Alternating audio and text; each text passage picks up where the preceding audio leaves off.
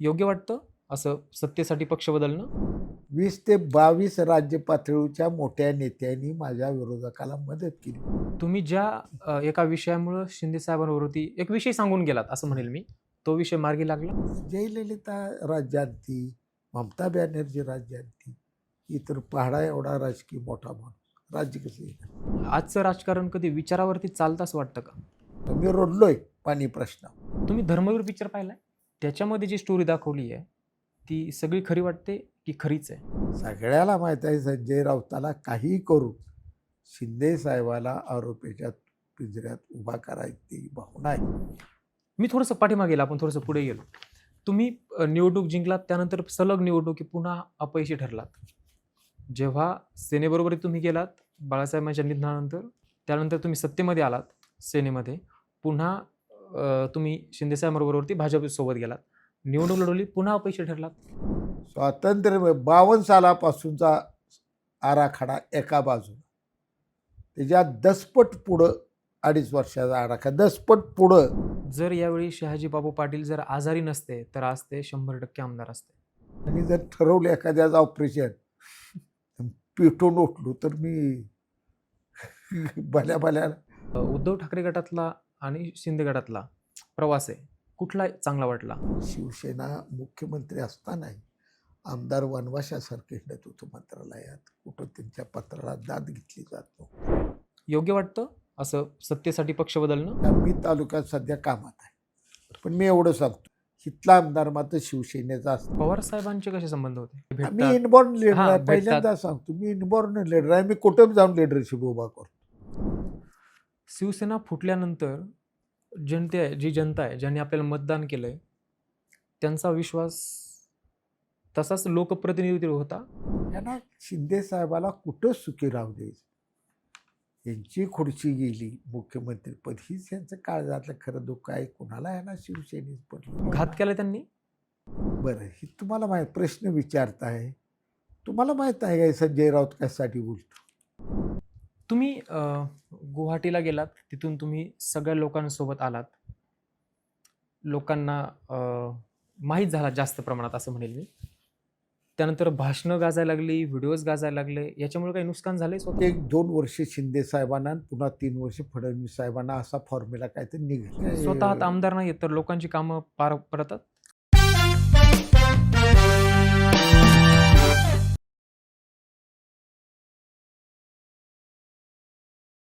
नमस्कार, मी दीपक ढाकणे. स्वागत आहे तुमचं #वैयक्तिक या चॅनलवरती. #वैयक्तिकच्या माध्यमातून आतापर्यंत आपण वेगवेगळ्या क्षेत्रातील लोकांच्या मुलाखती घेतल्या आहेत. सध्या आपण राजकीय क्षेत्रामधील लोकांच्या घेतोय. आपल्याकडे प्रमुख पाहुणे म्हणून सगळ्यांच्या परिचित असणारे, आपलं एक विजन, आपलं एक आतमध्ये कुठलीही बाकी भीती न ठेवता डायरेक्टली लोकांसमोर जे मनात आहे ते बोलणारे व्यक्तिमत्व असणारे, किंवा आतापर्यंत आपण त्यांना सगळ्यांना परिचित असणारे शहाजीबाबू पाटील आहेत.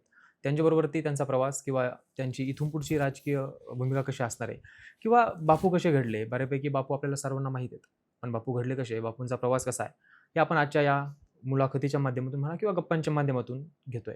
बापू, स्वागत आहे तुमचं #वैयक्तिकवर. नमस्कार. बापू, तुम्हाला सगळ्या महाराष्ट्रात ओळखता, तुम्हाला जनता वगैरे, पण राजकीय सुरुवात कुठून झाली? आपण बाकी हे सगळ्या विषयाकडे येऊच, पण राजकीय सुरुवात कुठून झाली? कारण तुम्ही जर सुरुवात केली तर शिक्षण असेल किंवा बाकीच्या सगळ्या गोष्टी, काय सांगाल याच्याबद्दल? राजकारणाची मला मराठी शाळेपासूनच थोडीशी आवड लागलेली आहे.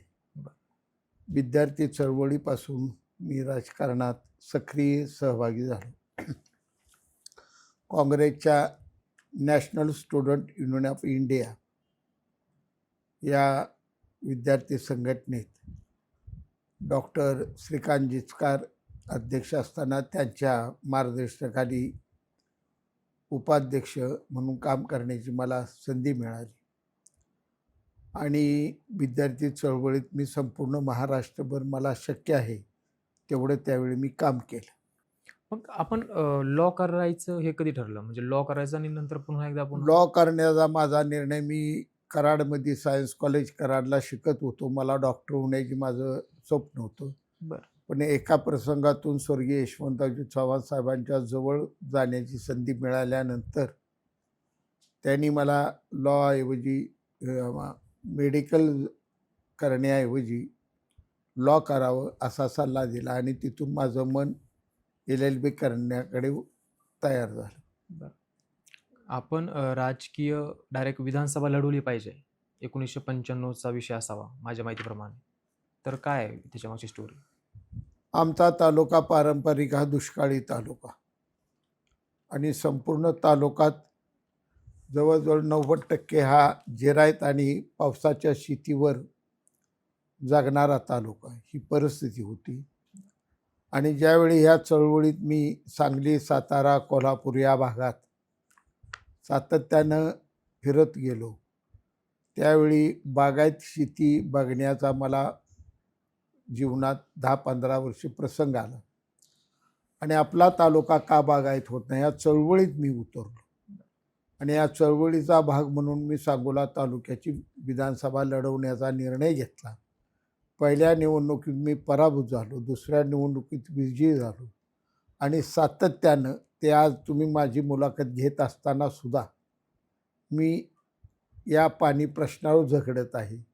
कालसुद्धा मी पाण्याचा एक प्रश्न आमचा मार्गी लावावा यासाठी मुंबईला जाऊन आलो. संपूर्ण तालुक्यातील शेती पाण्याखाली आली पाहिजे हा आमचा ध्यास आहे. त्यातून घडत चाललेलं हे राजकारण आहे. गणपतराव देशमुखांना तुम्ही पराभूत केलं. होय. तर ती निवडणूक कशी होती हा एक विषय. ती निवडणूक एका बाजूला गणपतरावजी देशमुख पारंपरिक त्यांची प्रस्थापित असलेली संघटना, सर्व तालुक्यातील संस्था त्यांच्याकडं, सर्व ग्रामपंचायती त्यांच्याकडं आणि मातबर राजकारणातले लोक एका बाजूला आणि दुसऱ्या बाजूला तरुणांची फळी उभा करून मी ती निवडणूक केली. तरुणांचा झंझावात मी सर्वसाधारणपणे 90च्या निवडणुकीपासून सुरू केलेला होता. 93 साली मी पाणी प्रश्न हातात घेतला आणि माझ्या हजारो तरुणांच्या सहकार्यानं या पाणी प्रश्नाची चळवळ मी अतिशय टोकाला तीव्र तयार केली, जेणेकरून हे पाणी सांगोल्याला मिळालं पाहिजे असं वातावरण महाराष्ट्राच्या राजकीय सत्ताधाऱ्यांच्या मनात आणण्याचं काम करण्याचं आमचं काम चालू होतं. त्यातलाच एक गाभा म्हणून 95ची निवडणूक झाली. साखर कारखान्या या निवडणुकीत सर्व नेते, सर्व पक्ष एका बाजूला, मी एकटा एका बाजूला, अशी निवडणूक 94ला झाली होती. ती घासून झाली. 30-35 मतानं माझा पराभव झाला पॅनेलचा. परंतु तिथूनच जनतेनं उठाव घेतला आणि हा मुलगा काय तर करू शकतो या भावनेतून 95ची निवडणूक तरुणांच्या संघटनेवर सर्वसामान्य जनतेच्या, अगदी बोलायचं झालं तर जास्तीत जास्त दारिद्र्य असलेल्या लोकांची मतं मला पडत गेली आणि त्यातून माझा विजय झाला. तोच एक टर्निंग पॉईंट होता सक्सेसकडे जाण्याचा. राजकारणाच्या मी यश आणि अपयश ही मुळातच न मानणारा माणूस आहे. माझ्या आयुष्यातला टर्निंग पॉईंटच मुळात कोणता होता की ज्यावेळी मी सायन्स कॉलेज कराडला शिकत असताना स्वर्गीय यशवंतरावजी चव्हाण साहेबांचा जास्तीत जास्त सहवास मिळाला आणि तिथून माझी मनोधारण, माझं वाचन चांगलं होतं.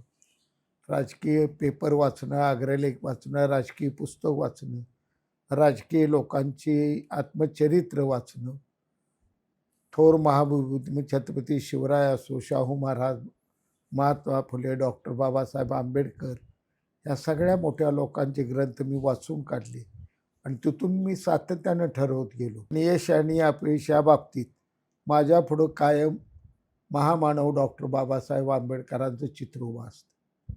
एवढ्या मोठ्या जागतिक पातळीवरचं नेतृत्व असलेल्या माणसाचाही पराभव होऊ शकतो.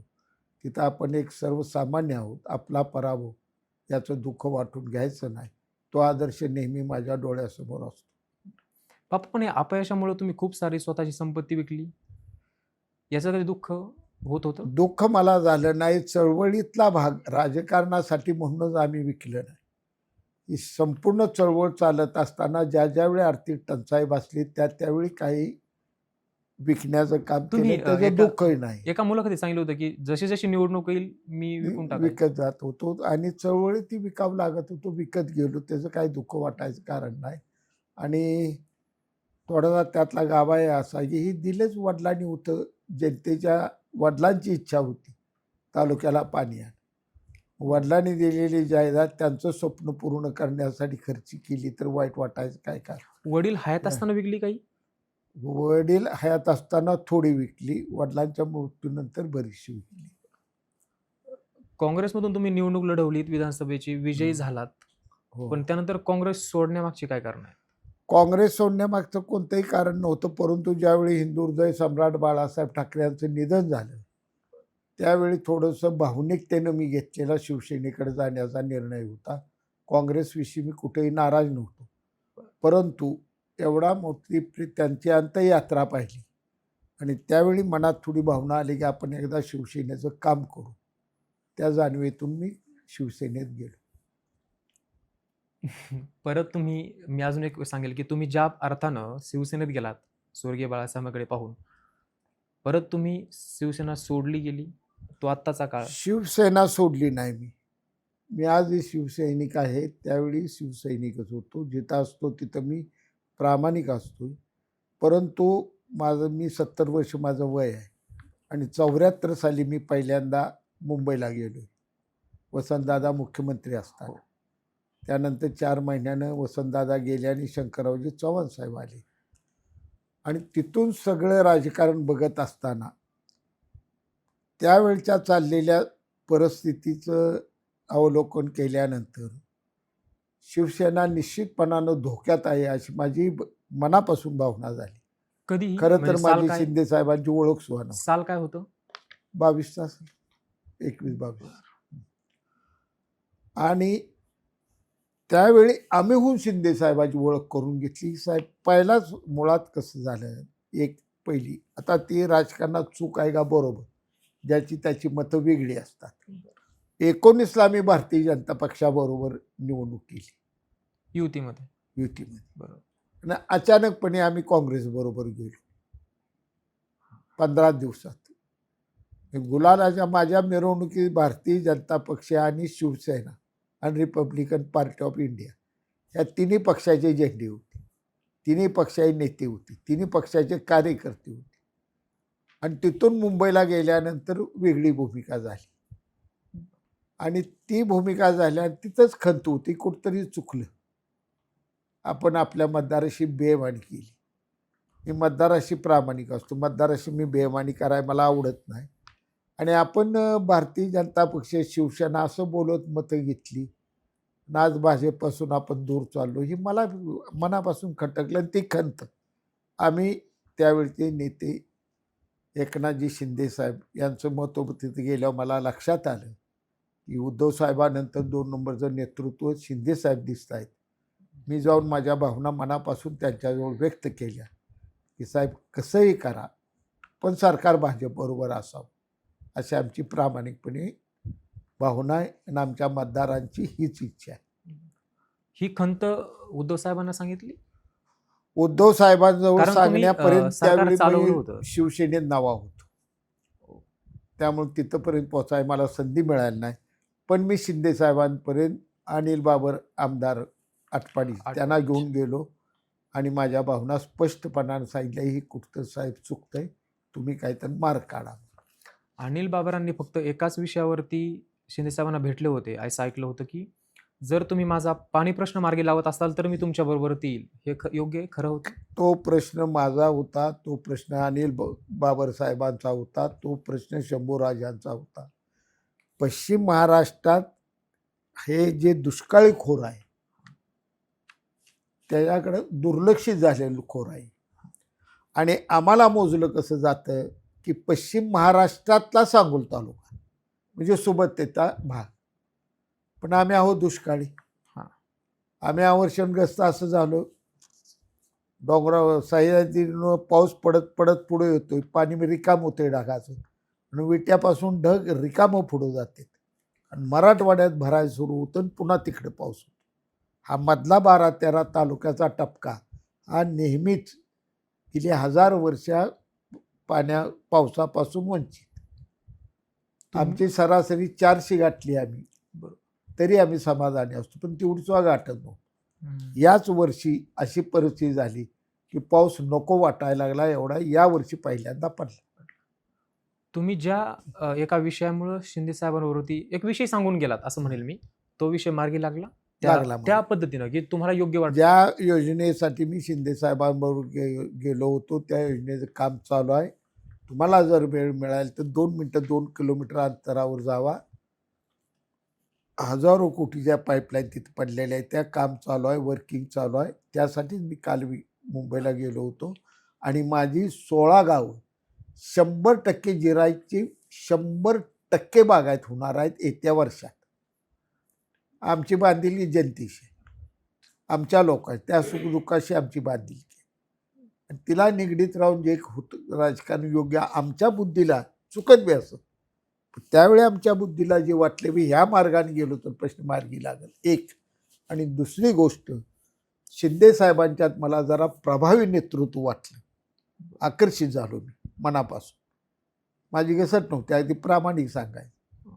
पण मी ते नेतृत्व मला एवढं आवडलं परत जवळ जाईल तसं की मी कुठं तर मनाला वाटलं की ह्या माणसाला एकदा महाराष्ट्राचं नेतृत्व कराय संधी मिळायला पाहिजे. ह्या माणसात ती कॅपॅसिटी आहे, ती ताकद या माणसात आहे, अशी माझी भावना झाली.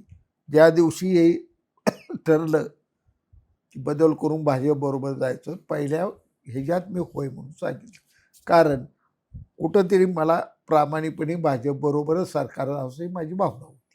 अजून मी याच्यामध्ये एक थोडासा एक प्रश्न ॲड करेल. तुम्ही सांगितल्याप्रमाणे आम्ही फक्त सेनेने काँग्रेसबरोबर ती सत्ता स्थापन केली हे तुम्हाला पटलं नाही, इतर लोकांना पटलं नाही, म्हणून शिंदे साहेबांना बाहेर जायला लावलं की तुम्ही आता म्हटल्याप्रमाणे या माणसानं एक नेतृत्व केलं पाहिजे महाराष्ट्राचं. याच्यामुळे असे 2 प्रश्न तयार दोन होतात. तुमचे प्रश्न करेक्ट आहेत आणि ते 2 संलग्न आले. आता ह्यात कसं आहे ज्यावेळी अनेक आमदारांना वाटायला लागलं की आपण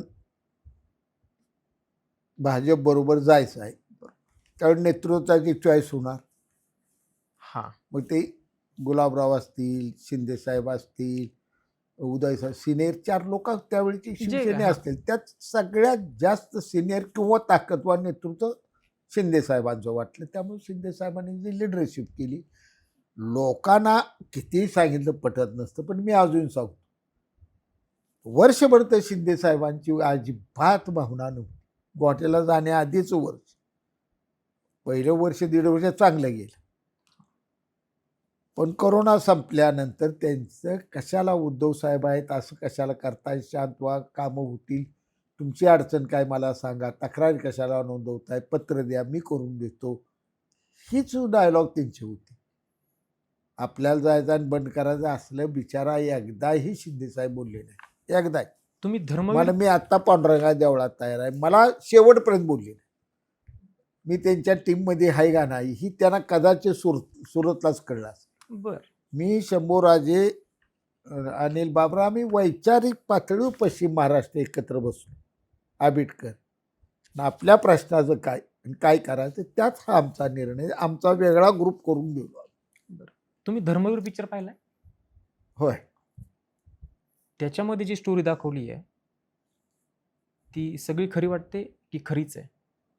खरी वाटायचा प्रश्न आहे, ती सत्यच आहे, वास्तवत आहे. मी थोडंसं पाठीमागे गेलो, आपण थोडंसं पुढे गेलो. तुम्ही निवडणूक जिंकलात, त्यानंतर सलग निवडणुकी पुन्हा अपयशी ठरलात. जेव्हा सेनेबरोबर तुम्ही गेलात बाळासाहेबांच्या निधनानंतर, त्यानंतर तुम्ही सत्तेमध्ये आलात सेनेमध्ये, पुन्हा तुम्ही शिंदेसाहेबांबरोबरती भाजपसोबत गेलात, निवडणूक लढवली, पुन्हा अपयशी ठरलात. आत्ताची निवडणूक म्हणेल आत्ताची आमच्या तालुक्याची रचना वेगळी सांग. राजकीय. कारण स्वर्गीय गणपतरावजी देशमुखांनी डावा विचार पेरलेलं 55 वर्ष सातत्यानं सत्ता असलेलं या ठिकाणचं राजकारण, त्या विरोधात काँग्रेस पक्षातून आम्ही झगडत होतो, परत आम्ही शिवसेनेकडून झगडायला लागलो. कालची निवडणूक मतं मला कुठेही कमी पडली नाही. माझी खरी मोजली तर मतंही 1,35,000 आहे. पण दुर्दैवानं माझाच जोडीदार उभा राहिल्यामुळं आमचीच भागीदारी झाली. मी 92,090 काहीतरी घेतली आणि त्याने 50 घेतली. आता जनतेला दोष काय द्यायचा? जनतेनं आम्हाला 1,40,000 मत दिलं होतं. आमच्यात वाटणी झाली दोघात. कोणत्याचा पाहुणा तिकडे गेला, कोणत्याचा दोस्त तिकडे तुम्ही बसले गेला. नाही का काहीतरी दोघांमध्ये? बसण्या प्रयत्न झाला आमचा, पण दुर्दैवानं अपयश आलं तडजोडीला. त्यांना उभाच राहायचं होतं. आणि मी म्हणत होतो की तुम्ही बाबासाहेब अशी लढाई झाली तर माझ्या गणितानं बाबासाहेब विजयी होते, मी उभा राहतो, विजयी होऊ आणि तुमच्याही राजकारणाचं शिंदेसाहेबांकडून काहीतरी आपण मार्गी लावू. पण तो त्यात आम्हाला यश आलं नाही. असं बोललं जातं की तुम्ही आजारी नसतात तर अजून 100% विजयी झालो असतो. मग ही दोघं उभा राहून मी निवडणूक काढली असती. मला फिरता आलं नाही. भाषणं झाली मी दमून जायचो, थकून जायचो. मी 10 वाजता प्रचार बंद झाल्यावर जी पुढं राजकारण असते फिरून करायचं, काहीच करता आलं नाही मला. काय राजकारण असतं? भेटणं, रुसवं काढणं, एवढ्या वेळ दे म्हणणं, ऐक माझं. एखाद्या गावाला सांगता येतं तुझं राहायला रस्त्याचं काम मी करतो लागा, ऐका एवढ्या वेळ म्हणावं लागतं. म्हणजे मताचं कन्व्हर्जन करणं ज्याला म्हणतात.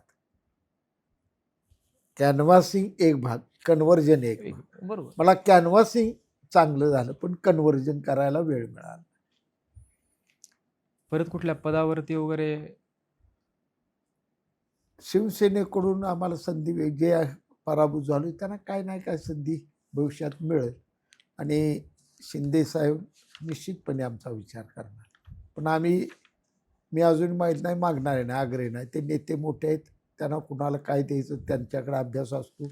जे माझ्या वाट्याला जे काही येईल ते मी आनंदाने घेणार आणि कामात राहणार. आजही कामात आहे, उद्याही कामात राहणार.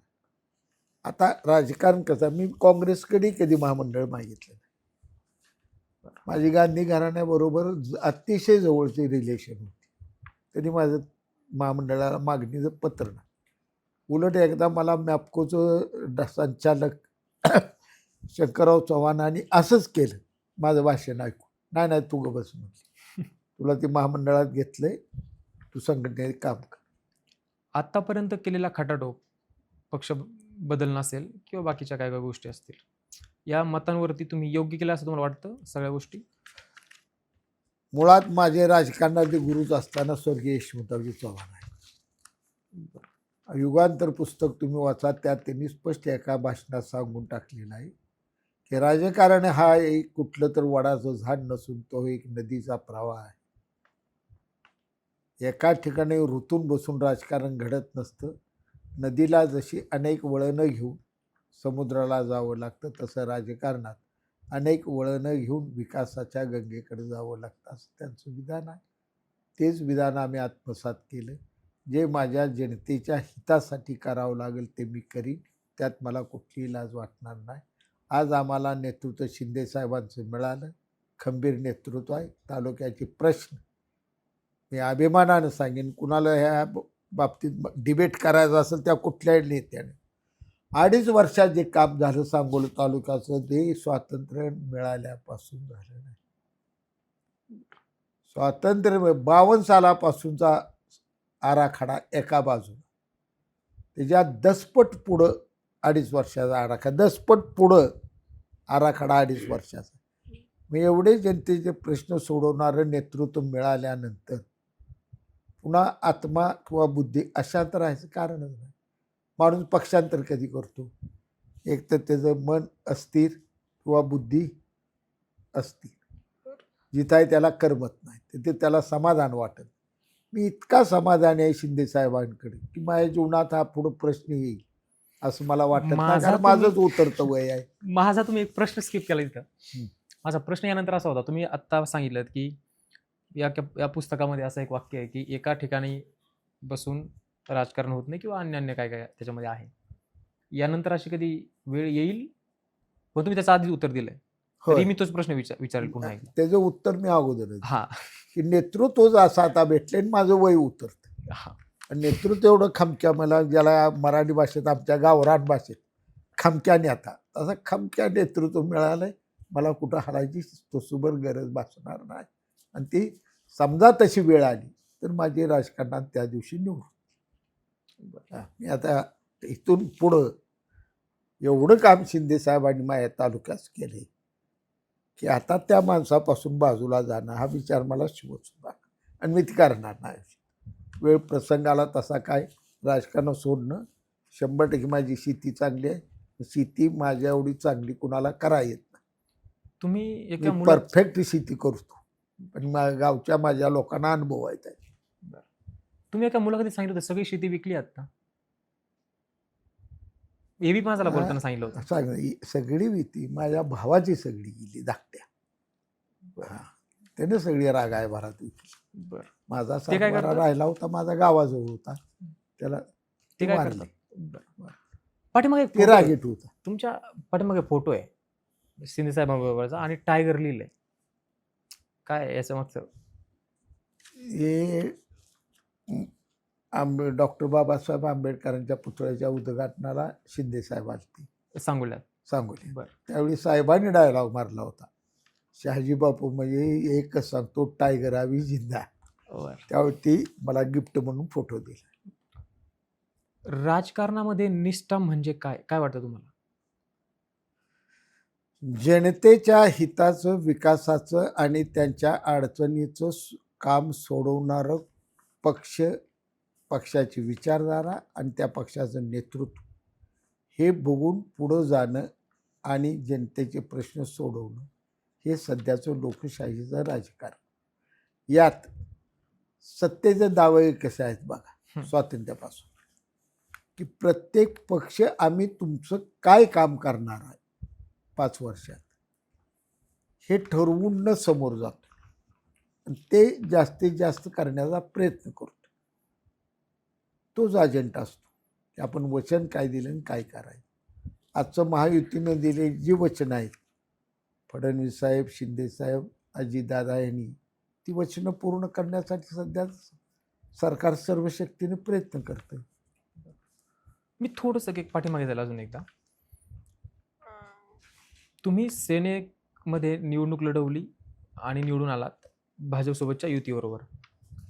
तेव्हा याच्या आधी जे खूप जर पाहिले तर सगळे अपयश आहेत आणि हे तुम्ही विजयी झालात. याच्यामागची काय कारणं होती तेव्हा? कारण पाठीमागचा गेल्या 2-3 टर्मचा जर इतिहास पाहिला तर तुम्ही अपयशी आहात. यात 2 गोष्टी महत्त्वाच्या ठरल्या की मी जे पक्षांतर केलं आणि सेनेत गेलो.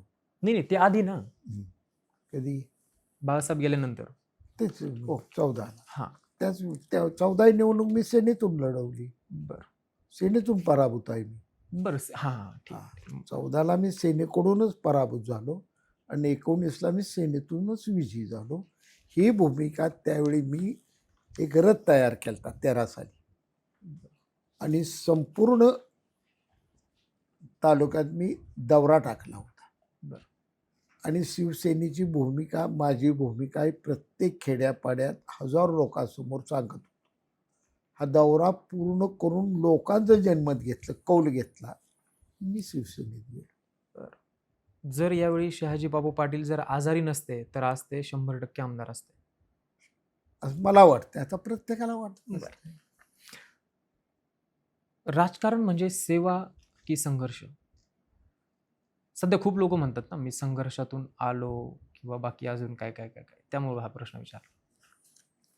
प्रश्न कसा येतो, यशस्वी झाल्यानंतर कुठल्याही माणसाला वाटतं की मला संघर्षातून यश आलं. संघर्ष अटळ आहे आणि सोपं आहे साहेब. हे आम्ही भाग्यवान आहे, सोपं आहे सगळं. कारण आपण लोकशाहीतला संघर्ष करतो. लोकशाही जर नसती तर मृत्यू संघर्ष केल्यावर राजकारण घडलं असतं. आज आपण निवडणुका लढवतो, भाषणं देतो, निवडून येतो, आमदार कळत नकळत मग गावरान भाषेत तालुक्याला राजा झाला आता म्हणतंय माणूस. बरोबर, निवडून आलेला राजा झाला, ठीक आहे. असं कधी फील झालं तुम्हाला? पण पूर्वी लढाई जाऊन राजा व्हायला लागत होतं, त्यावेळी मुंडकी द्यायला लागत होती. त्यापेक्षा भाषण देऊन झालं. स्वस्तात आहे उघडलंय कोणी संघर्ष म्हणून. काय संघर्ष नाही. संघर्ष केला त्यांनी, ज्यांनी हिंदवी स्वराज्य स्थापन केलं त्या मावळ्यांनी केलं. जी धारा त्यांची ज्यांनी मुंडकी दिली, आनंदानं हसात त्यांनी हात तोडून घेतला, छताडावून तलवार घेतली, तो संघर्ष. आमचं काय. तुम्ही आता म्हणलात की भाषण देऊन वाटतं की गावरान भाषेमध्ये की राजा झालं, तालुक्याचा राजा, असं कधी तुम्हाला फील झालं? मला तुम्ही नाही नाही, मी हे प्रश्न का विचारतो की फार मला माहिती चांगला प्रश्न असतो निवड्यासाठी. मला कशाच इथं राजनीती, माझी संघटना, माझं कार्यकर्ते, मला फक्त एकांत त्या ठिकाणी आंघोळी करता. नाहीतर तुम्ही आता आलाय आत बेडरूम मध्ये किती माणसं घुसली तुमच्यासमोर, काय नाही इथं की मी लोकातला आहे. आणि त्यामुळे मला करम म्हणून पडलो तरी सकाळी मी आनंदी असतो, कारण पडल्यानंतर मी माझ्या चळवळी 500 माणसं वाड्यापुढे उभा असते, चला ह्या कामाला लागू. त्यामुळे मी पडलो म्हणून माझ्या घराकडून कोण नाही कधीच जा. बिजी झाल्यावर बी तेवढीच गर्दी माझी आहे, आणि पडल्यानंतर दुसऱ्या उलट दुप्पट गर्दी आहे. चिडून हे नेठाण कामाला लागत बघू जाता म्हणते पुढं. ही माझ्याकडे असलेली जनतेची ताकद ही फार मोठी आहे, तर मी समाधानी आहे. नेता झाल्याचं कधी फील झालं? नेता नेता झालोय आपण असं कधी वाटलं? मला आता पहिली तर मी नेता झालो वाटले. मी नेता म्हणूनच जगत असतो, मी काही असं हे न जगत नाही. I am inborn leader. मी स्वतःला नेता मानतो, आणि नेता म्हणूनच मी वावरत असतो. काय विषय असा आहे, ज्यावेळी आपण राजकारण करतो स्वतःचा तर लिडरशिप असलेला आपला भाव पाहिजे ना, त्याशिवाय जनते प्रश्न कसे सुटणार? तुम्हीच कमजोरीनं वावरायला लागला, तुम्ही बुजदिल वावरायला लागला, तुमचं मन तुम्हाला का नेतृत्व करताना साथ देणार, नेतृत्व होणार नाही. आणि ह्यात इतिहासाचे अनेक दाखले आहेत. अलेक्झांड्रा आज एका गुलामबाईचं पोरग स्वतःला खुदगब्बर नेता म्हणला म्हणून तो जग सम्राट झाला आहे. छत्रपती शिवरायांनी आज 16 वर्ष शपथ घेतली, स्वराज्य स्थापन केली, करूनच दाखवलं. तर आपल्या स्वतः काय हिमसेल्फ लिडरशिप पाहिजे, तरच पुढे तुम्ही जनतेसमोर जाऊ शकता, तेवढ्या आत्मविश्वासानं जाऊ शकता. जनतेचे तेवढ्या आत्मविश्वासानं प्रश्न होता, त्या प्रश्नाविषयी तुमच्या अंतःकरणात कळकळ निर्माण व्हावी लागते, ती नेतृत्वात होत असते. ती कळकळ समोरच्याला सांगितल्यानंतर तो प्रश्न सुटत असतो. कळकळीनं प्रश्न, मी रडलोय पाणी प्रश्न, आबासाहेबांनी भांडून पाणी प्रश्न चालवलं, पण यश मी घेतलं. मला शिंदेसाहेब, फडणवीस साहेबांनी भयंकर मदत केली. माझ्या एका योजनेला शिंदेसाहेब आणि फडणवीस साहेबांनी 4-4 बैठकी घेतली, त्यावेळी एक प्रश्न माझा मार्गी गेला. आजचं राजकारण कधी विचारावरती चालतं असं वाटतं का? कालचं असो आजचं असो, या देशात राजकारण राजेशाहीचं असो, बादशाहीचं असो, किंवा आजचं लोकशाहीचं असो, हे हिंदुस्थानमध्ये विचाराचंच राजकारण आहे. विचारावरच राजकारण चाललेलं आहे. ज्यावेळी या सर्वसामान्य देशातल्या जनतेला जो विचार आवडला त्यावेळी तो पक्ष विजयाकडे गेला, दुसऱ्या पक्षाला पराभूत व्हावं लागलं.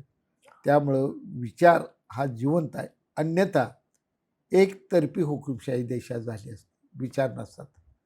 विचार झाला म्हणून कधी काँग्रेस सत्तेवर आहे, कधी भाजप सत्तेवर आहे, कधी इथं महायुती सत्तेवर आहे, महाविकास आघाडी सत्तेवर आहे, कधी पवारसाहेब मुख्यमंत्री आहेत, तर कधी मनोहर जोशी मुख्यमंत्री आहेत. हे विचारातूनच घडतं, विचार नसतात तर हे घडलं नसतं. आजचा जर एक विषय पाहिला 2014 ते आता तुम्ही 2029चा पण दावा करताय. आता 2029चं राजकारण, मी तालुक्यात सध्या कामात आहे, पण मी एवढं सांगतो की मी 29ला इथं उभा राहीन किंवा न राहीन गॅरंटी नाही, पण इथला आमदार मात्र शिवसेनेचा असणार. नाही, एकदा शिवसेनेचा आमदार आणून मी शिंदेसाहेबांशी सोपवणार. तुम्ही केलेल्या कामाला मला आमदार म्हणून यश देता आलं नव्हतं 24ला, आज 29लाही आमदार तुम्हाला दिला. मुलाला राजकारण आणायचंय? मुलाची बऱ्यापैकी इच्छा आहे, नाही असं नाही. नाही मी 2029चं विचारतो. नाही तसं काय नाही, त्यावेळी सेनेचं असेल फक्त. म्हणजे कसं आहे, त्यात मुलाची इच्छा आहे, पुतण्याची इच्छा आहे, अनेक माझ्याकडे प्रभावी कार्यकर्ते आहेत की जे आमदारकी निवडणूक लढवू शकते, असे आहेत माझ्याकडे. जर मीच राहायचं नाही ठरलं त्यावेळी तो विचार होऊ शकतो. दीपक सांगू की माझा दोस्त जे काल ज्याने मला पाडलं, वेळ पडली मी त्याला मी निवडून आण, पण म्हणजे शिवसेनेकडून उभा राहा, तुला बाबा. तुम्ही त्याला आता दोस्त म्हणलात त्यांना? आज मी उद्या मी बस जेव्हा एकत्र आहे, दोस्ती ते मी तोडली नाही. त्यानं राजकारणात 40 वर्ष माझ्या विरोधाचं काम केलं. एक निवडणूक 19ची त्यानं मला मदत केली. बाकी सर्व निवडणुकांना तो उघडरित्या माझ्या विरोधात आहे. पण माझी त्याची कॉलेज जीवनातली दोस्ती आहे, मी दोस्ती तोडली नाही. त्याच्याही घरानं आमचं नातं तोडलं नाही, आमच्या घरानं त्याचं नातं तोडलं. अजूनही आमचं घर कॉलेज जीवनातली दोस्ती म्हणजे पंढरपूर कॉलेजला मी BSc ला होतो, तो FYला शिकाय 12वीला शिकायला. तिथून आम्ही एकत्र 9-10 वर्ष एकत्र काढली. तो माझ्याबरोबर विद्यार्थी चळवळीत काम करत होता, जिल्हाध्यक्ष. तुम्ही गुवाहाटीला गेलात, तिथून तुम्ही सगळ्या लोकांसोबत आलात, लोकांना माहीत झाला जास्त प्रमाणात असं म्हणेल मी. त्यानंतर भाषणं गाजायला लागली, व्हिडिओज गाजायला लागले. याच्यामुळे काही नुकसान झालंय स्वतःचं, किंवा काही बोलून भाषण असेल किंवा पत्रकार बऱ्यापैकी नाही. आम्हाला एवढं मोठं नुकसान सगळ्यांनी टार्गेट केलं. आता करू काय? बरं, माझी परिस्थिती अशी आहे, मी शिंदे साहेबाचा सैनिक म्हणून काम करत होतो. ती भूमिका मांडणं माझ्या बुद्धीला पटेल अशी व्यवस्थित मांडणं माझं काम होतं. ते मी काम केलं. कदाचित त्यात अनेकांच्या भावना दुखवलेत, कुणा दुखवले नावं मला माहीत आहे. 20 ते 22 राज्य पातळीच्या मोठ्या नेत्यांनी माझ्या विरोधकाला मदत केली, पण मी त्यांच्याविषयी नाराज नाही, अजिबात नाही. राजकारणात हे घडत असतं, ह्यालाच नाव राजकारण असतं. ज्यांनी मला काल विरोध केला, कदाचित उद्या ती मला मदत करणार आहेत. मी आशावादी आहे. ज्यांनी विरोध केला त्या सगळ्यांना मला मदत करायला भाग पाडतो, कारण मी विचारानं स्पष्ट आहे, वागण्यानं स्पष्ट आहे. झालं गेलं असेल, काय घडलं असेल, एखादं वाक्य मुलाखती चुकलं, एखाद्या नेत्याला भावना दुखवली असेल, वागण्यामुळं काय दुखवली असेल, शिंदे साहेबांची प्रभावी भूमिका मांडतोय म्हणून कुणाला राग आला असेल, मला कसं कळणार? ज्यांच्याकडून झळा बसलेत त्यांच्याकडूनच मदत घेऊन निवडून यायची माझी सवय आहे. त्यामुळे तुम्ही हे वक्तव्य आता येणाऱ्या स्वराज्य संस्था निवडणुकीसाठी केलंय का? स्थानिक स्वराज्य संस्था आम्ही आघाडी, मी महायुती म्हणून लढवणार आहे. त्यात आमच्यात मतभेद नाहीत. काय या तालुक्यापुरता त्यात मतभेद कसलाही नाही. आम्ही एकजुटीने आहे. Shiv Sena, Bharatiya Janata Party, Republican Party of India आणि आमच्याबरोबर इतर कुणी जरी आघाडीला मैत्री करायचं ठरवलं तर आम्ही, मुळात मी, गणपतराव देशमुख, दीपक गावात, आम्ही अनेक निवडणुका तिघे एकत्र येऊन पार पाडले. कारण या झाडा खालच्या कार्यकर्त्यालाही लागून नये, सोप्यात निवडणुका व्हाव्या आणि कारभार चालू राहावा, या मताने इथं सामोपचाराचं राजकारण पारंपरिक आहे आमच्या. बापू हे नाव कधी लागलं तुमच्या नावापुढे? तसं मला गावात काका म्हणत होते. कधी? शाजी काका हे माझं गावातलं खरं नाव, म्हणजे कधीतरी ओरिजिनल, बाळपणापासून. बर. पण NSYचं पद घेतल्यानंतर मला माझा एक मित्र, त्याने, ते प्रकाश भोसले प्राध्यापक, रिटायर झाले, त्याने एका भाषणात मला शाजी बापू नाव पाडलं. तिथनं बापू म्हणायला.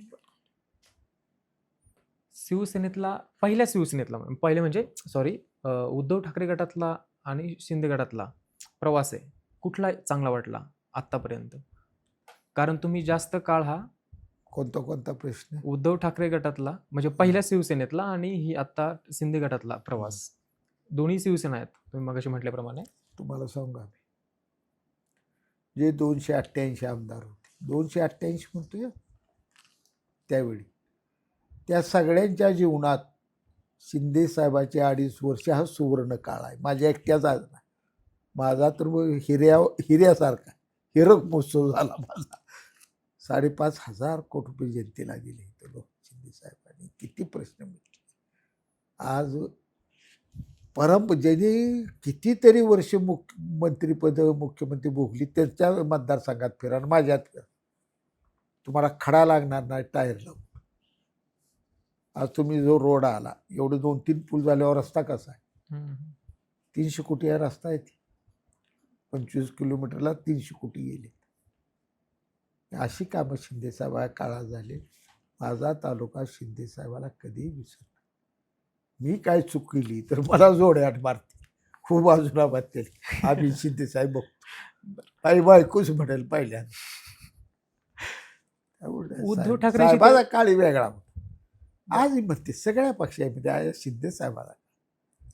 काही काही ठरवून म्हणत नाही, ती परिस्थिती वेगळी आली, अडचणी अनेक निर्माण झाल्या.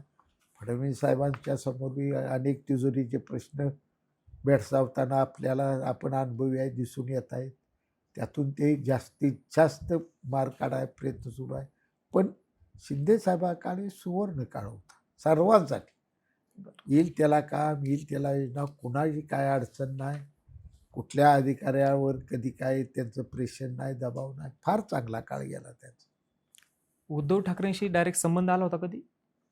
होय, प्रवेश केला तेवढं संबंध येणार. कसा, म्हणजे सहवास कसा होता असं?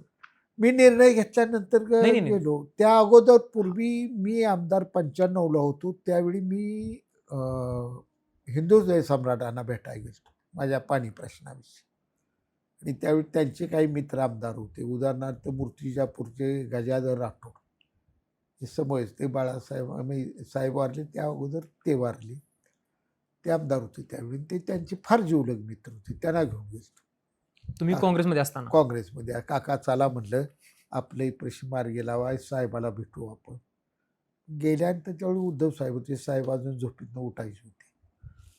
मी उद्धव साहेबांपाशी गप्पा मारत बसलो. रावते साहेब होते, उत्तम जानकर म्हणून माझा एक दोस्त आता आमदार आहे माळशिरसचा, तो बरोबर होता. त्यावेळी ते उद्धव साहेब यांचं वेगळं होतं रूप. निळा पांढऱ्या पट्ट्याचा असा टी शर्ट, ती कॅमेरा घेऊन येते. मग त्यांनी आम्हाला वाघाचं फोटो जंगलात काढलेलं दाखवलं, वारीचं फोटो काढलेलं दाखवलं, आमच्याबरोबर गप्पा मारल्या. 1995-96चा विषय. हा 96 97 किंवा 95-96 पाऊस होता. मग त्यानंतर साहेब आल्यानंतर आम्ही साहेबांना भेटलो आलो. तो पहिल्यांदा मी त्यांना बघितलं, पहिल्यांदा लाईफमध्ये. बरं. आणि त्यांनी ती पण त्यावेळी चर्चा त्यांच्या त्या आर्टवर ज्यादा केली, त्या संदर्भात रावते साहेब ती बोलायचे, आम्ही आपलं ऐकतो. त्यानंतर ॲक्च्युअलमध्ये जेव्हा सेनेमध्ये प्रवेश केला त्यानंतरचा संबंध कसा होता? चांगले होते. माझ्या संबंध कुठं नाही, त्यांच्याशी कटुता शून्य. आताही माझी त्यांच्याशी कटुता नाही, पण मी वैचारिक राजकारणी आहे, कुठं तर उगं मी वाहत जाणार नाही.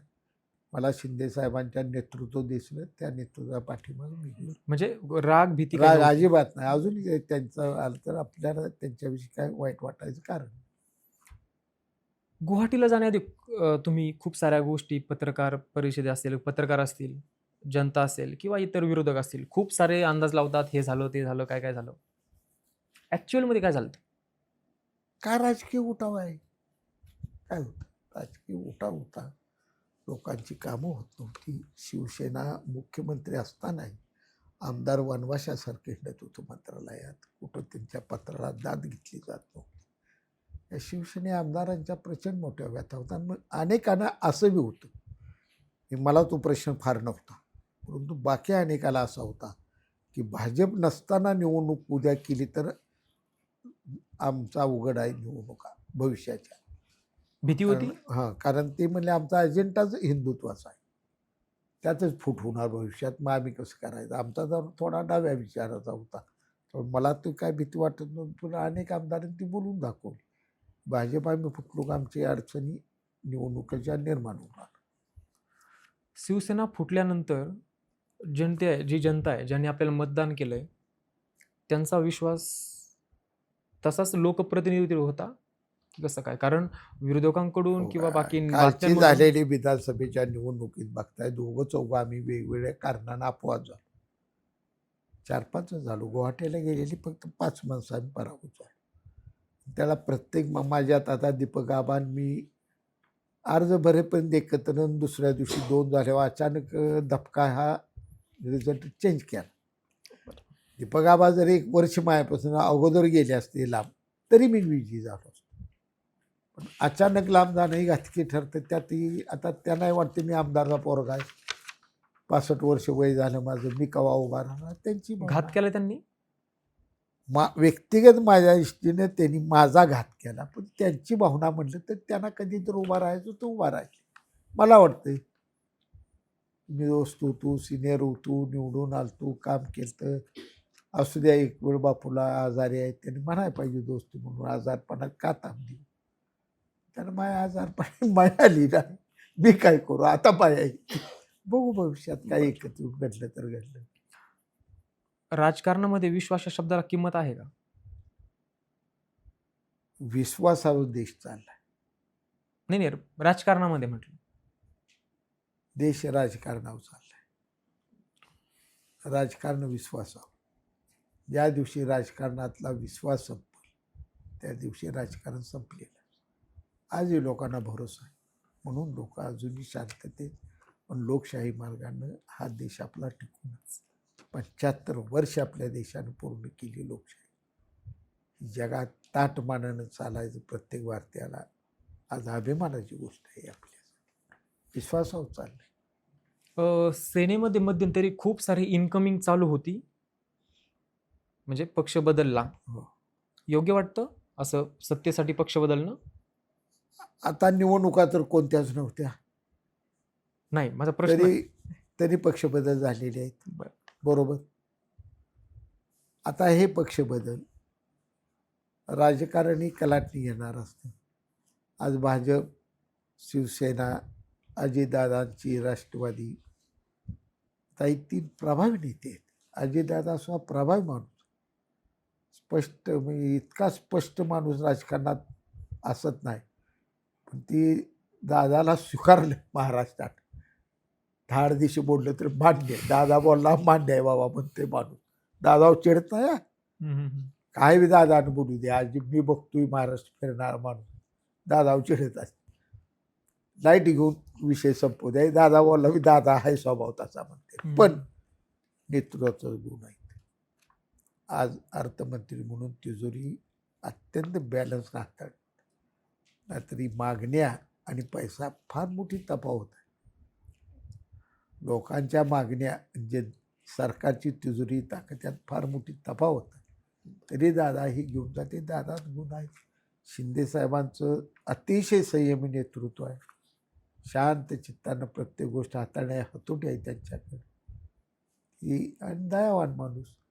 आमच्यात तर त्याचं नावच आहे दयासागर म्हणते. शिंदे साहेब कमी म्हणते दयासागर, भेटला आहे म्हणते दयासागर.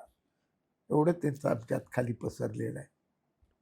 तुम्ही मगाशी म्हणलात माझ्याकडे सत्ता असो नसो माझ्याकडे लोक येतात सकाळी सायंकाळी मी भेटतात. इनबॉर्न लीडर हां, आहे. भेटतात. पहिल्यांदा सांगतो, मी इनबॉर्न लीडर आहे. मी कुठं जाऊन लिडरशिप उभा करतो.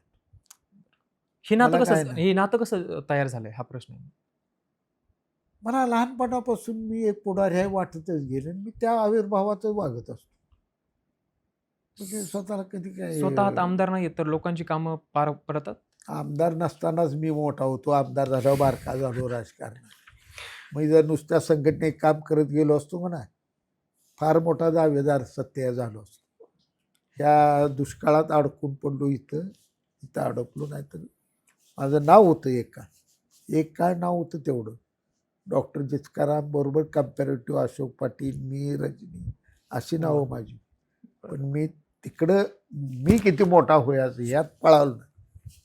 माझा दुष्काळ कसा संपूल इकडे पळालो ना, त्यात मी समाधानी. अजून काय अपूर्ण माझा काम? मित्र गेल्या आठवड्यात आलता आणि हीच बोल बोबडे तिथं अडकून पडला. वर जोरात ही झाला असता ती झाला असता वाक्य सांगून येतात. आम्ही म्हणलं जाऊ दे लागा, माझ्या शेतकऱ्याला पाणी आलं हिरवंगार बघताना जी मला करमते ती कशात मंत्रालयीन खुर्च्या त्यात मला करमत नाही. मला हिरवंगार बघताना करमते. जनतेला इथल्या मतदारसंघात लोकांना माहिती आहे फक्त हे बापूंमुळे झाले म्हणून? फक्त बापूंमुळे स्वर्गीय म्हणेल मी. असं नाही. स्वर्गीय भाई गणपतराव देशमुखांनी संघर्ष केला पण त्याला यश आलं नाही. काल ह्यांनी फलटणला मुख्यमंत्री श्री फडणवीस साहेबांनी सांगितली 40 वर्ष त्यांचा संघर्ष वाया घालवलाय काँग्रेस. पण काँग्रेसने जे काय आलं पाणी हिथं मी स्पष्ट सांगतो, काँग्रेसचा आमदार असताना मी बोलत होतो की मला जे पाणी दिलं ते शिवसेना भाजपनं दिलं. त्यावेळी मी काँग्रेस हाताचा आमदार होतो, पण मी लाजत नव्हतो. आता ऐकणारी समोर आहे. मनोहर जोशीपासूनच खरी सुरुवात झाली. सांगोल्या दुष्काळ मी दुष्काळ संपवायचं पहिलं पाऊल टाकलं ती मुख्यमंत्री मनोहर जोशीने. त्याला कळत चढवला ती शिंदेसाहेब फडणवीस साहेब. नशीब माझं चांगलं की माझी आणि अजितदादाची घरोब्याची 30 वर्षाची संप. पवार घरात मी काय बोंबलत बाहेर हिंडू दे. घरी गेल्यावर मी घरातला आहे त्याच्या मला प्रेमानं वागवते, चिडतेत, हसते. तर दादानं माझ्या कुठल्याही योजनेला कधीही अर्थ खात्याचा अडथळा येऊ दिला नाही. उपकार आहेत अजितदादा सुद्धा. या तिन्ही माणसाचे माझ्या उपकार आहेत. पवार साहेबांचे कसे संबंध होते? पंढरपूर कॉलेजला आल्यापासून सुरू केले. म्हणजे कॉलेज कॉलेज आणि सध्या त्याचा मी आवडता नुसतं संबंध बंद आहे. बरं. साहेब वडील मी मुलगा असं कितीतरी म्हणजे आज मी तेच नातं अजून नातं अजून मी घरी मग टीका जाऊ. का करता त्यांच्यावरती? राजकारणातली तात्विक टीका आहे. मी साहेबांच्या नेतृत्वावर चुकीचं कधीही बोललो नाही. तुमच्या माझं अजूनही मत आहे या क्षणाला. साहेबांच्या जेवढी प्रचंड कॅपॅसिटी होती त्यांनी जर सारा वेगळ्या पद्धतीने केलं असतं. जयललिता राज्य आणती, ममता बॅनर्जी राज्य आणती, इतर पहाडा एवढा राजकीय मोठा माणूस राज्य कसं येईल? जवळच्यानं राज्य येऊ दिलं नाही. हो. जवळ सगळी कारखानदार आणि सगळी घराणीशाहीची मोठ्या मोठ्या घरच गोळा झाली आणि बारकी माणसं लांब गेली. ती बारकी माणसं भाजपकडे गेली, भाजप सत्तेवर. तुम्ही फडणवीस साहेबांनी तळातल्या माणसाला जवळ केलं, शिंदे साहेबांनी जवळ केलं म्हणून ती सत्तेवर. तळातला माणूस सगळ्यात शिंदे साहेब एका मिनिटात आत बोलत.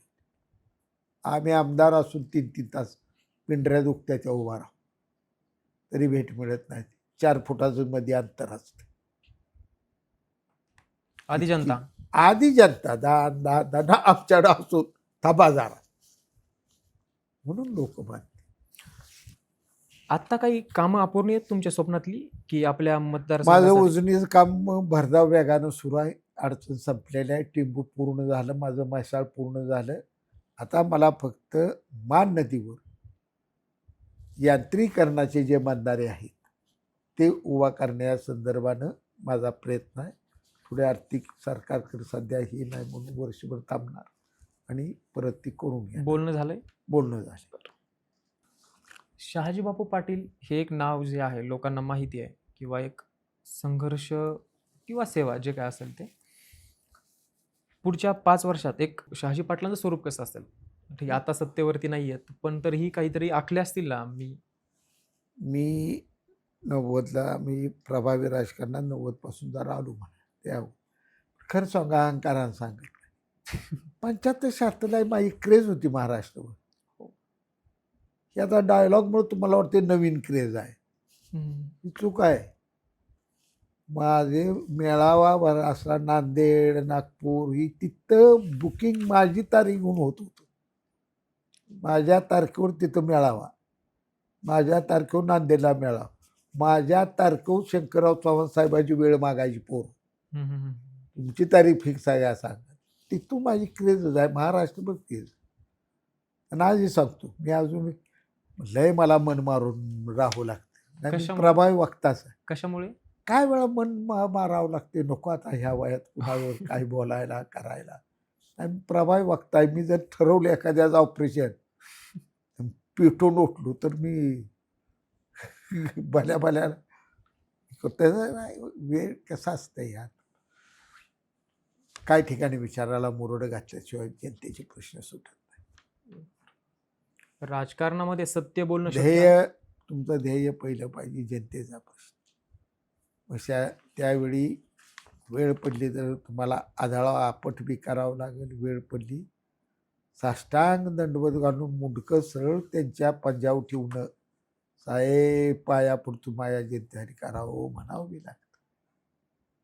जे रोल आहे ते रोल करत पुढं जाणं. टार्गेट पाहिजे आपला तालुक्याचा विकास. सगळीच मरणार आहे ती. आम्ही त्यात मरणारच. आलंय जवळ आमचं. आम्ही काय लई लाभ धरत नाही. पण मागं हळहळ पाहायला काम केलेलं आहे. आज तुम्ही आहे तालुक्यात ते घोरासारखं त्या बापून काम केलं तर माणसं लई कुठं पाडला लागा बापू. आमचीच माणसं म्हणते. ज्यानं पाडलं तीच म्हणते उगर चुकलो बापूला बदली पाहिजे. तर आता भरून का म्हणताय आता लोक.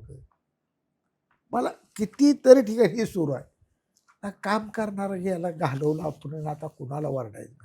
मग असं वाटतं तुम्हाला की सध्याचे आमदार काम करत नाहीत?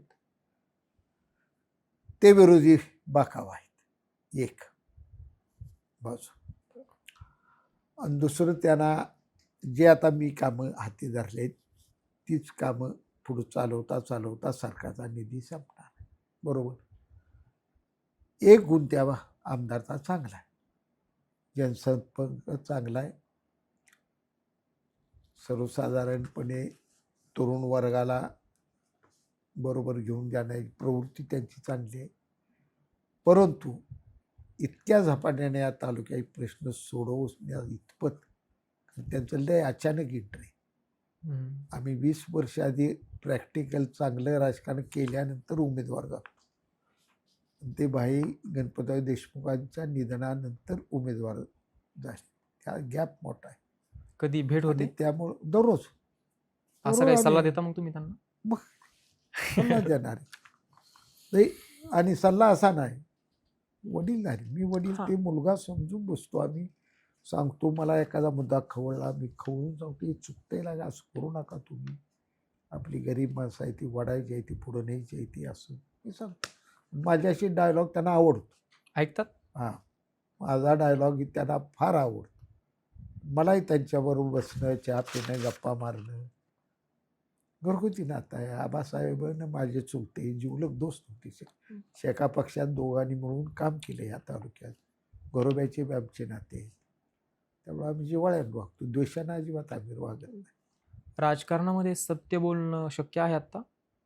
सत्य बोलणं सत्य बोलल्यावर टिकतं. त्यामुळे सत्य बोलावंच लागतं. फक्त काही काळ थोडं लबाड बोलून काळ पुढं ढकलता येईल, पण अंतिम तुम्हाला सत्यापर्यंत जावं लागतं. उदाहरणार्थ, साधं उदाहरण, आता माझ्या गटात तिकीट द्यायचं आहे, मी सध्या 7-8 जणांना तुझा विचार चालला आहे, तुझाही चालला आहे म्हणते.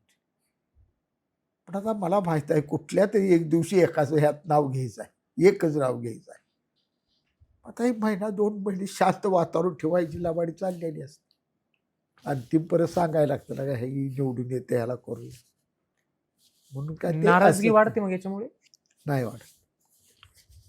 पण आल्या आल्या माणसाला नाराज केलं, माणूस का म्हणतो, आला जाऊ दे मी नाव उभारतो, पण आल्यावर बापून कमीत कमी बर तुझंही बघू म्हणायला पाहिजे होते. आल्या आल्याच मला नाही म्हणला की ते नाराज होते. त्याला समजून सांगाय काळ द्यायला लागतो, त्यालाही परिस्थिती बघू द्यायला लागते. त्यालाही वाटतं हळूहळू आपल्या नावाला कालवा जरा कमी दिसतोय, त्या जरा जादा दिसतोय, बापू तिचं नाव घेते, बरोबर आहे, हळूहळू वाटायला लागते. थोडा काळ थोडा घालवणं ही राजकारणात ती कला आहे, ती करावी लागते.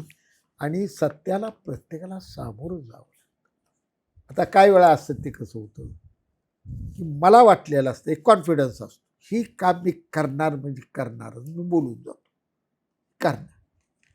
आणि काम करताना त्याला काहीतरी नेमक्या अडचणी तयार होतं, ते कामाला यश येता येता अपयशाकडे जातं. म्हणून लबाडा बोलला होत, माझी प्रामाणिकता आहे, मी धरपूर, पण तांत्रिक अडचण झाली. गणित आता उदाहरण, मी एका गावाला पूल देतो म्हणून जाहीरच केलं, मी 16-17 पूल केले, जाऊन नाही यायला काय 2-4 कोटी जाऊन पाठदिशी. आपले रवींद्र चव्हाण बांधकाम मंत्री होते, मैत्री चांगली दोघांची, गुवाहाटीत ती मायाबरोबर होती. मग चला म्हटलं करू, आणि गेलो मी. त्यांनी सही मारली, पण ते 2 पुलाच्या मध्ये अंतर जे तांत्रिक लागतं पूल करायला ते बसलं नाही. इकडं पूल होता, इकडं पूल होता, मध्ये एवढ्या अंतरावर ही पूल तांत्रिक बसत नाही. चालू मग आता हिला बांध नाही, तांत्रिक अडचण आली. गुवाहाटी नाड्यावर त्यांची चव्हाण साहेब चांगली माझी मैत्री झाली. तुमच्या मते विरोधक हा एक शत्रू असतो का? विरोधक शत्रू नसतो, विरोधकांचे विचार घेऊन आपली वाटचाल करायची असते. जोपर्यंत तुम्ही विरोधकांना काय म्हणायचं आहे हे जर समजून घेतलं नाही तर तुम्हाला चांगले यश येत नाही. त्यांच्या मताचा आदर करून ते विचार घेऊन मग आपण काय करू शकतो इकडे गेलं तर ते मोठं चांगलं यश. पण विरोधक असला पाहिजे. विरोधक जसं सत्ता ही एक देशाची ताकद आहे तशी विरोधक तेवढीच ताकद आहे, तिला कणभर कमी समजू नका. जोपर्यंत तुम्ही विरोधकाचं महत्त्व आणि पत्रकारितेचं महत्त्व जिवंत ठेवाल तोपर्यंत लोकशाही जिवंत राहील. मग आता ही विरोधकांना तुरुंगात टाकून इंदिराजी गांधींनी आणीबाणीवेळी केलं, एवढं महान नेतृत्व जनतेने नाकारलं. जनता पक्ष सत्तेवर आला म्हणून काय इंदिरा गांधीचं नेतृत्व बारकं नव्हतं, पण जनतेने नाकारलं. त्यांचं पाऊल चुकलं, जनतेने नाकारलं. त्यामुळे विरोधकाविषयी आदर हे लोकशाहीचं बळ आहे. प्रश्न असा येतोय की आता सध्या विरोधकांना असं वाटतंय की शहाजी बापू पडल्यामुळे कमजोर झाले. नाही नाही, घाबरू नाही. ती कवा उचल खायला म्हणते ती, वाघ कवा बाहेर पडेल रे सांगता येत नाही. काय नाही, सगळ्याला माहीत आहे बापू पुन्हा मैदानात आहे. मी फक्त ठरवणार की शिंदे साहेबाच्या आदेशानं साहेब जर मला म्हणले उतरायचं उद्या कामाला. पण कसं असतं, पक्षाची शिस्त असती. पक्ष जे सांगेल तर पक्षाचं नेतृत्व का म्हणते याला तुम्हाला महत्त्व द्यावं. मी काँग्रेसला अनेक वेळा म्हणतो, माझ्यापेक्षा चांगला तो कोण उमेदवार तुमच्याकडे आला असेल त्याला तिकीट द्या. जर तुम्हाला वाटलं तर मला द्या. मी असा मलाच म्हणून दावेदार नसतो, कधीच होत नाही. मग कधी सत्तेसाठी मित्र गमवायची वेळ आली आहे? कधी आजपर्यंत म्हणजे तुम्ही नाही राजकारण नाही नाही कधीच नाही. सध्या लोक नेत्यावरती विश्वास ठेवत नाहीयेत बरीचशी. आता कसं झालंय खरं सांगू तुम्हाला, तसं नाही. तुम्ही म्हणता त्या मताशी मी सहमत नाही. लोकांचा नेत्यावर विश्वास आहे. फक्त आपलं काम करून घ्यायसाठी रुसण्याची स्टाईल वाढली. त्यात मग वाटतं की नेत्यावर गैरविश्वास दिसतोय. गैरविश्वास त्याला माहीत आहे इथं रुसलं, आदळ आपट केली, दगा केला का तरच हाताला लागतंय. त्यामुळे दगा म्हणजे ती काय नाही, भरोशावर चाललेलं असतंय. म्हणून ही गाडा व्यवस्थित चालू आहे. पाहिलेलं स्वप्न काय आहे? सध्या पाहिलेलं स्वप्न एकच की पूर्णपणे तालुक्यात शेतीला पाणी आणि प्रत्येक गावात वाडी वस्तीला पिण्याचं पाणी. आणि आता सगळ्यात माझं एक आहे, पण अडचण निर्माण होत चालली. मला MIDC उदय सामंत साहेब देतो म्हटले, मोठी देतो म्हटले, पण मला जागा मिळेना. मी 6 महिने जागेसाठी धडपडतो. अडचण ती झाली, एक MIDC उभा करावी. मग आमचा आता पर्याय असा येत चालला आहे. सगळीच मी त्या बी दोघांना ह्यात विश्वासात घेत असतो. सध्याचे आमदार बाबासाहेब देशमुख हे दीपक आबा ह्यांनाही विश्वासात घेतो. शेवटी आम्ही ठरवतो की 10-20 एकराच्या छोट्या छोट्या एक 10 MIDC करावं आणि प्रश्न सोडवावं अशा एक विचारत आहे. सध्या शिंदे साहेबांवरती तुम्ही खूप जवळीक आहात, म्हणजे सत्तेमध्ये नसतो नाही, म्हणजे तुम्ही कुठल्या पदावरती नसतो नाही, काय वाटतं? मी एकटाच आहे असं नाही, अनेक लोक आहेत. मी जे शिंदे साहेबांनी सध्या विश्वासू आहेत त्याच्यावर तुम्ही किंवा त्यापैकी मी एक आहे. माझ्यावर प्रेम त्यांचं आहे, त्यांच्या कुटुंबाचं आहे. शिंदे साहेबांचा आहे, खासदार साहेबांचा आहे, वहिनी साहेब, सुनबाई, सगळ्यांचं माझ्यावर प्रेम आहे त्या कुटुंबाचं. जेव्हा मुख्यमंत्री शिंदे साहेब होणार नाहीत असं माहीत झाल्यावरती काय वाटलं, मनामध्ये काय आलं? कारण सगळ्यांना वाटत होतं की शिंदे साहेब होतील. ऑब्व्हियसली तुम्हाला वाटलं होतं, जनतेला जसं वाटलं तसंच, पण अचानक थोडंसं चेंज झालं. काय मनामध्ये विचार आला? व्यक्तिशः मला वाटत होते 2 वर्ष शिंदे साहेबांना आणि पुन्हा 3 वर्ष फडणवीस साहेबांना असा फॉर्म्युला काहीतरी निघेल.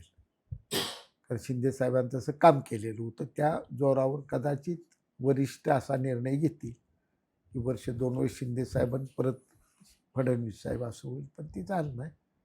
पण आता जे आहे राजकारण कसं आहे, शेवटी त्या प्राप्त झालेल्या संधी आहेत त्यासुद्धा हाती घेऊन पुढं जाणं ही राजकारण. शिंदे साहेबांचं काम चांगलं आहे. आज जरी मुख्यमंत्री पदावर नसले तरी त्यांच्याकडे बघायचा दृष्टिकोन महाराष्ट्राचा, फडणवीस आणि शिंदे साहेब, अजितदादा ह्या तिघालाही नेते समजून राज्याची जनता चाललेली आहे. तर खुर्ची एकच असते, सगळ्याला देता येत नसते. शिंदे साहेबांना दिली असती तरी प्रश्नच, फडणवीस साहेबांना दिली तरी प्रश्न. ही प्रश्न तयारच होत असतात, त्याला काय कुणाजवळही उत्तर नाही. पण चाललंय हे महायुतीचं नेतृत्व तिन्ही चांगल्या पद्धतीने सुरू आहेत. अजूनही मला कारभार ही लॉजिकली बाहेर बीर चर्चा ही ह्या तिघातल्या मतभेदामुळे एखादा राज्याचा निर्णय थांबला अशी एकही गोष्ट घडलेली नाही. म्हणजे तिघं मिळून व्यवस्थित कारभार करतायत. याच्यानंतरच एक प्रश्न येतो की बरेचदा शिंदेसाहेब स्वतःच्या गावी गेल्यानंतर लोक म्हणतात की नाराज आहेत. याच्या मागचं काय तथ्य आहे का ते काही? उबाटा घाटानं उठवलेली हुल हुल कशी देते. आमच्या ते शिकारीला गेल्यावर हुल द्यायची असते. हुल द्यायची एका बाजूला, ससा धराया दुसऱ्या बाजूला. म्हणजे हुल द्यायचा प्रकार जी असतो ती हुल द्यायची आहे. ह्यांना शिंदे साहेबाला कुठंच सुखी राहू द्यायचं. यांची खुर्ची गेली मुख्यमंत्रीपद, हीच यांचं काळजातलं खरं दुःख आहे. कुणाला ह्यांना शिवसेनेत पडलं होतं.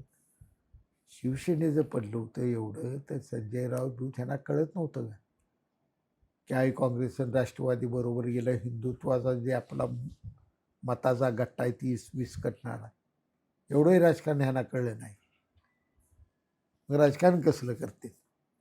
ज्या वाक्यावर शिवसेना उभा राहिली ते वाक्यच उद्ध्वस्त केलं. हिंदू हृदय सम्राट ही पदवी बाळासाहेब ठाकरेंना कुठल्या मुद्द्यावर आहे? हिंदुत्व.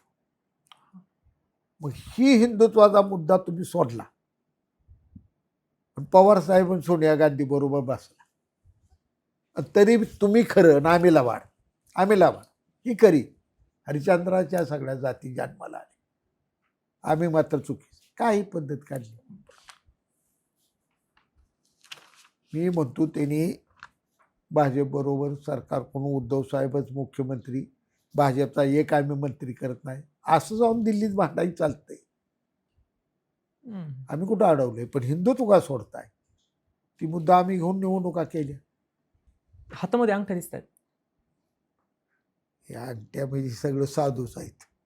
ही प्रयागराज, ही अजमेर, ही माणूस आलता इथं. आणि ही एका ह्याने दिली मला हो. ती मोठं देवस्थान आहे उज्जैन. उज्जैनीला आमचा व्यापारी गेलता. ते नाव माझी बोली आहे, खडा बाप तुमच्यासाठी आले, अंगठी तू करायची घालाय.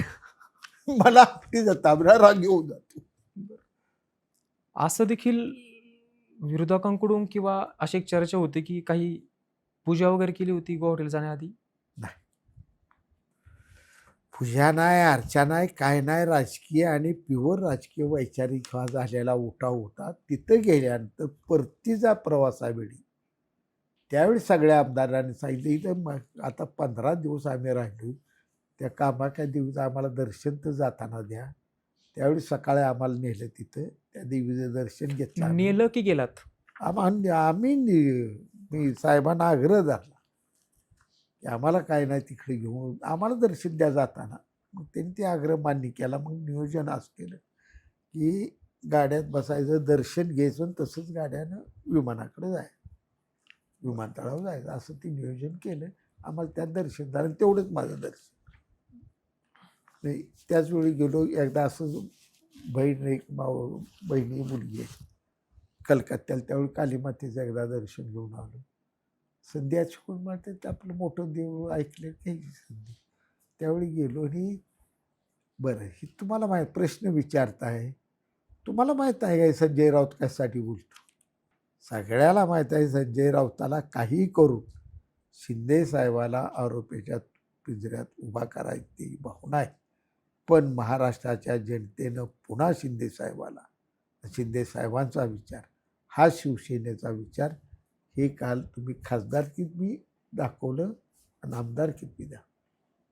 खासदारकीला असू द्या जागा माहिती आहे कमी, पण साहेबांच्या वाट्याला आलेल्या जागा जवळजवळ सगळ्या झाल्या. 2 जागे तिथे शिक्कामोर्तब केले. आणि इकडं रन रेट साहेबांचा स्ट्राईक रेट जादा आहे. तिथे शिवसेना साहेबांची जनतेनं मान्य केली.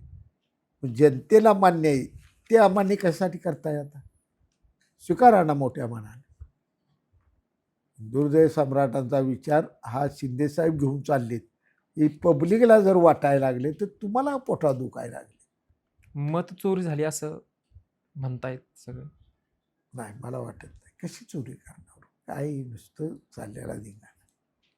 मला आता हे हो का मतदान यादीतलं गोंधळ बिंदळ ही मी खालच्या पातळीला ही उद्योग बारकी चिरकी बी करते ती ना. आता सुरू आहे ह्या वार्डातलं मत ही पाहुणा तिकडं आहे तर त्याला इकडं टाकू, याला त्याची ऑब्जेक्शन आली आहे ती हजार ऑब्जेक्शन आहे ती एका वार्डात सांगूया.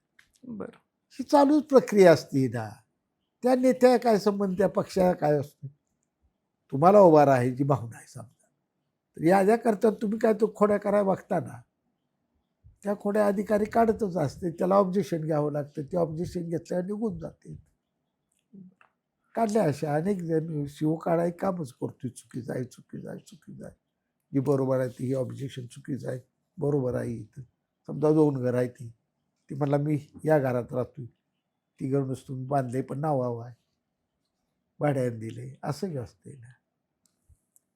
तर मग मला वाटत नाही यात मजचोरीत काय. आता ह्यांनी केलंय ना राष्ट्रीय एक विषय उभा व्यक्तीच्या, मग मी निवडून आलो असतो, मी का पडलो. महायुती मी का फडणवीस साहेबाचा बी लाडका मी, शिंदे साहेबाचा बी लाडका मी, अजित दादा मी 10 वर्ष त्यांचा झेंडा माझ्या खांद्यावर होता, मला कशा बाय पडते. हे सगळं खोटं आहे. लाडकी बहीण लाट मेळावं जी झालं, मी तिथंच ओळखली आता ट्रेमेंडस मोठं यश आहे. आणि हेच मी दीपक गावाला बोललो, विचार करा फोन त्याला, की लाडक्या बहिणीचा निर्णय आणि दिसते त्या तिघांचं मेळावं, शिंदेसाहेब, फडणवीस साहेब, अजितदादाचं मेळावं, दीपक आबा महायुती सत्य येणारा विनाकारणी उभाटा धरू नको, का तालुक्यात नुकसान करायला लागलाय. सत्य महायुती गॅरंटेड आहे. त्यांना असं का वाटत होतं की मी निवडून येईल म्हणून? त्यावेळी ती जरा खासदारकीची आहे, नरेटिव्ह जरा पसरल्यानं ती भावना, ती मलाच म्हणायचं नाही, येत नाही गबस येत नाही महाविकास आघाडीत, आपल्या भागात पवार साहेबांच्या हवा नाही म्हटलं, होत नाही. पब्लिक आता तरुण वर्ग वेगळा, पवार साहेबांची क्रेज एक काळ तो वर्ग वेगळा होता, आता तरुण वर्ग आहे. आता सध्या स्थानिक स्वराज्य संस्थेच्या निवडणुका आहेत, कशी तयारी चालू आहे तुमची? पक्षाच्या वतीने आम्ही संपूर्ण जिल्हाभर सध्या काम करतोय. मेत्रे साहेब तिकडे अक्कलकोट विभागात काम करतायत, तिथं पंढरपूर भागात महेश साठे, साईनाथ आबवराव ही तिथली काही नेते ते काम करतायत. मी माझ्या तालुक्यात काम करतोय. आता हे पत्ते बरेचसे निवडणूक जाहीर झाल्यानंतर आणि इच्छुक उमेदवार समोर आल्यानंतर खुली होती. पण महायुती विजयी होण्यासाठी आम्ही सर्वतोपरी 100% यशस्वी होऊ सांगोल्यात, असा माझा विश्वास. महायुतीमध्ये महायुतीमध्ये फडणवीसांनी सांगितलंय की बाकी नाही, सोबत आमच्यात नाही. आम्ही भाजप RPI इथे एकत्र, त्यांचं बाहेर कुठं झालं तरी आमच्या 3 पक्षात इथं मतभेद नाहीत. मी कालही सांगितलं की भाजप मला मदतच केली, असं नाही, यांनी मदत केली त्यांनी मदत केली. जनतेला काय आवाहन कराल आजच्या या चर्चेतून? आमचे काही प्रश्न आहेत ते स्थानिक आहे, स्थानिक प्रश्नच घेऊन आम्ही समोर जाणार. सांगोला शहराचे जे प्रश्न आहेत ते घेऊन पुढे जाणार आणि ग्रामीण भागात जाताना त्या भागातले कोणते प्रश्न अडचणी बघून जाहीरनामा करून आम्ही समोर जाणार. काही सांगायचं जनतेला या चर्चेतून? या चर्चेतून संधी मिळाली म्हणून सांगतो की सध्या महाराष्ट्राला चौफेरपणे आपल्याला प्रगतीकडे जायचं आहे. अनेक संकट आपल्यावर आहेत, नैसर्गिक संकटही मोठी आहेत आपल्यावर, सगळ्यांनी समजून घ्या. आणि यावेळी या संकटातून बाहेर पडण्यासाठी केंद्र सरकार आणि राज्य सरकार यांचा समन्वय अतिशय गरजेचा आहे. या 2 सरकारांच्याच एकूण कामकाजातून आपले प्रश्न सुटणार आहेत. त्यामुळे येणाऱ्या स्थानिक स्वराज्य संस्थेत महाराष्ट्रातील जनतेने जास्तीत जास्त महायुतीला विजयी करावं ही माझी प्रामाणिकपणे भावना आहे. आणि जिथं भाजप आणि शिवसेना वेगळी असेल ती प्रामाणिक शिवसैनिक आहे, आमच्या शिवसेनेला विजयी करा. नक्कीच. आपण आज बापूंवरती चर्चा केली. बापूंनी सगळ्या प्रश्नाची उत्तरं बिनधास्तपणे दिली आहेत. सगळ्यांना तुम्हाला माहिती आहे की बापू बिनधास्त बोलतात. कुठलंही राजकारण करताना विरोधक हा विरोधक असावा, तो दुश्मन नाही आहे. किंवा बाकी विरोधकाबरोबरती देखील काम करावं लागतं, त्याच्याकडून काही शिकायला लागतं, त्याच्याबरोबरती काम करायला लागतं. या सगळ्या गोष्टीचा एक चांगला विचार घेऊन एक अभ्यासू व्यक्तिमत्व, स्वतः ॲडव्होकेट आहेत. त्यानंतर राजकारणामध्ये त्यांनी बऱ्याच वर्ष काम केलं आहे. आपल्याला जरी ते सांगितल्याप्रमाणे एका डायलॉगमुळं किंवा एका लाईनमुळे, एका कॉलमुळे जरी व्हायरल झाले असले, तरीही त्यांनी 1970-75च्या वेळी खूप चांगली भाषणं गाजवली आहेत. असे असणारे बापू आहेत. त्यांचा प्रवास प्रेरणादायी आहे, खूप काही शिकण्यासारखं आहे. तर आपल्याला देखील हा एपिसोड कसा वाटला आम्हाला कमेंट्सच्या माध्यमातून नक्की सांगा. आणि बापू, तुम्ही देखील आम्हाला वेळ दिलात त्याबद्दल आमच्या चॅनलकडून खूप खूप धन्यवाद देतो. थँक्यू.